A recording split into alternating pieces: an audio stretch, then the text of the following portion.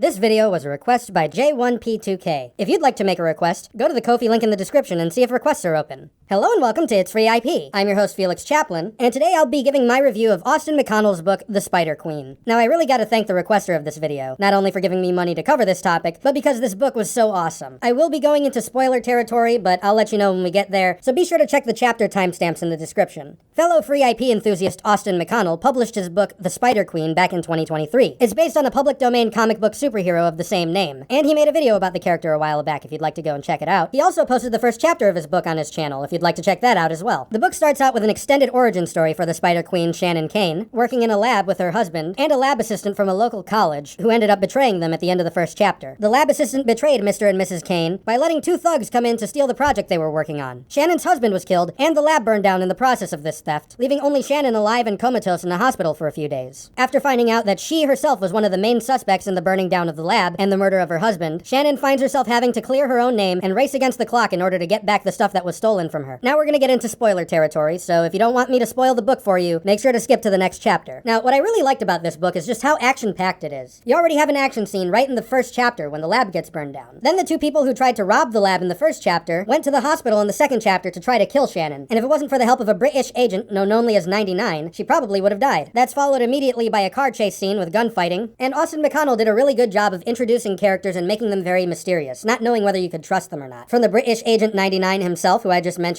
to the police detective Odell, who was assigned to investigate the case of the Kane's lab burning down. Now, even though I am talking about spoilers here, I'm not gonna spoil whether or not you can trust them, just so you'll have at least a little bit of mystery when you're reading the book. Shannon Kane looks through her husband's old inventions and finds all the things she needs to become the Spider Queen, makes an attempt to get the anomaly back, which is what the project she was working on was known as, and she ended up calling in the only person who she could trust to help her, being her sister, who went to prison. The book climaxes with the Spider Queen chasing a helicopter, or rather hanging on to one, as she comes face to face with the person responsible for her husband's death. The ending has a little bit of sequel baiting in a chapter called Across the Ocean, and that's all I'm gonna say about that. Now for my review. I give this book 5 stars out of 5. It was really awesome, it was very well written, and I simply cannot wait for this to be made into a movie. It was just an awesome experience, and I highly recommend that you check it out for yourself. I cannot recommend this book enough, and once again, thank you very much to the requester of this video for requesting this book review. Anyway, that's all the time we have for today's video. Have you read The Spider Queen? What did you think about it? Be sure to let me know down in the comments below. While you're down there, don't forget to like this video, share it with your friends, go to the Ko-fi link in the description and make a donation if you feel so inclined, subscribe if you haven't already, and ring the notification bell so you won't miss what comes next from It's Free IP.